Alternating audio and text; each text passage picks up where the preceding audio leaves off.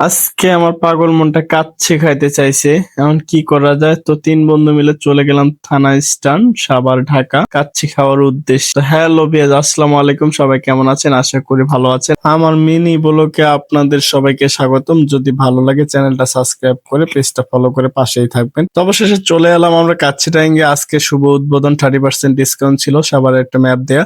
তো ভিতরে গিয়ে দেখলাম কোনো পরিমাণ সিট নাই, এত লোক হয়েছে যেহেতু ডিসকাউন্ট। তো বন্ধু এদিকে আমার পোজ দিচ্ছে, তো এই বন্ধুও পোজ দিচ্ছে। তো অবশেষে আমরা ভিতরটা ঘুরে দেখবো, দেখি ভিতরে কিভাবে সাজিয়েছে। তো আমারে বললো কি হয়েছে, আমি বললাম কাচ্চি দেয় না, বসতে দেয় না। যাই হোক, কি আর করার, যেহেতু বসতে দেয় না, ওয়েট করা লাগবে। তো আমরা ভিতরটা ঘুরে দেখি অনেক সালাদ রাখা। তারপর দেখা যাক ওরা কিভাবে সার্ভ করে। না, ওদের সার্ভের স্টাইলটা অনেক ভালো ছিল। তো আমরা এখন যাব সিট খুঁজতে।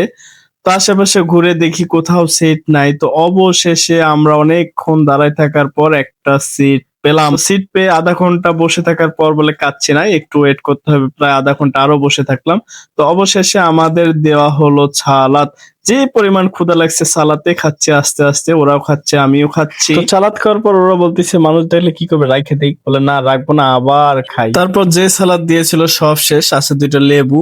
যাই হোক, এবার বলতেছি তোমার যে সালাদ খাওয়ার পরে তোমার অনুভূতিটা কেমন? বন্ধু তোমার অনুভূতি বলো। বন্ধু বলে আমার অনুভূতি তো ঝাঁকা নাকা, ক্ষুধা লাগছে খুব। তো অবশেষে আমাদের দেয়া হলো প্লেট। বন্ধু বারবার বলতেছে কাচ্চি কবে আসবে। তো অবশেষে চলে এলো আমাদের কাঙ্ক্ষিত কাচ্চি, যেটার ওয়েট অনেকক্ষণ করছিলাম। এদিক ওদিক তাকানো বাদ ঝাঁপাই পড়লাম কাচ্চির উপরে। যাই হোক, এদের কাচ্চিটা অনেক ভালো ছিল, আমরা খাইলাম। খাওয়ার পর অনেক সুস্বাদু ছিল, কিন্তু আমার বন্ধু লজ্জা পাচ্ছে। যাই হোক, লজ্জা পাওয়ার কিছু নেই। অবশেষে খাওয়া শেষ, পেট ঠান্ডা তো দুনিয়া ঠান্ডা। তো গুড বাই, দেখা হবে অন্য কোনো ব্লগে। আল্লাহ হাফেজ।